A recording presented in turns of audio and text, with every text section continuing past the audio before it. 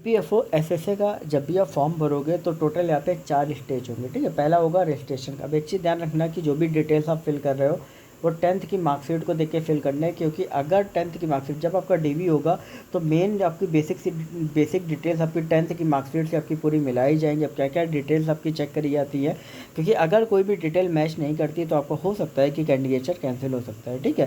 तो यहाँ पर आपको मैं बता देता हूँ कि कैंडिडेट नेम, मदर्स नेम और फादर्स नेम, क्या क्या मैंने आपको बताया, candidate name, mother's name, father's name और डेट ऑफ बर्थ, ये 4 चीज़ें जो हैं वो आपकी 10th की मार्कशीट से आपको होनी चाहिए, क्योंकि ये रजिस्ट्रेशन पेज है जहाँ पे डिटेल आपकी पूरी जेन्युइन होनी चाहिए। दूसरा अगर मैं बात करूँ आपको कि मोबाइल नंबर और ईमेल एड्रेस का, तो ये आपका एक्टिव रहना चाहिए जब तक रिक्रूटमेंट कंप्लीट नहीं होती। क्यों? क्योंकि एडमिट कार्ड जो है वो आपका मोबाइल नंबर पे आपका मैसेज आएगा, ईमेल एड्रेस पे आपका एडमिट कार्ड भेज दिया जाएगा, साथ ही ज्वाइनिंग लेटर जो है वो आपका ईमेल एड्रेस पे ही आएगा। तो अगर आपका ईमेल काम नहीं कर रहा तो आगे आपको जो भी डिटेल है वो आपको नहीं मिल पाएगी, ठीक है। सेकंड आपका है आपका एप्लीकेशन फॉर्म फिल करने का। फिर तीसरा आपका है फ़ोटोग्राफ अपलोड करने का। देखो फ़ोटोग्राफ ध्यान रखना, कैप और गॉगल लगा के नहीं करनी है, वाइट बैकग्राउंड होना चाहिए फ़ोटो का।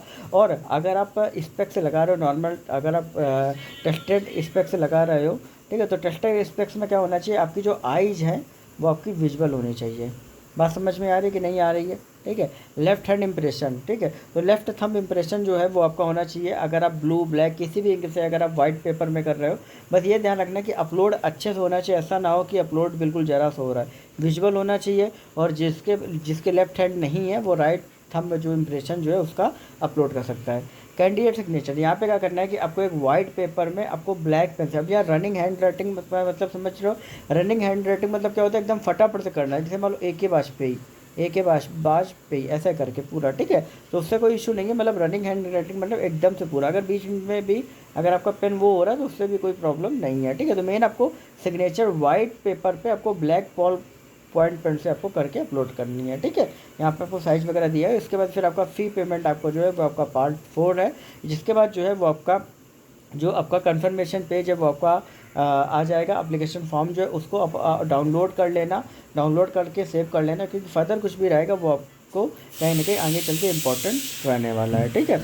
और यहाँ पे एक चीज़ और मैं बता दूँ कि जिन लोगों का फ़ी यहाँ पे नीचे दिया गया है, जिन लोगों का फ़ी जो है डबल अगर उनका डिडक्शन हो जाता है, ठीक है, तो उनका एक जो वन टाइम फ़ी उनका कंसीडर करके बाकी जो दूसरा वाला है उसको रिफ़ंड कर दिया जाएगा, ठीक है।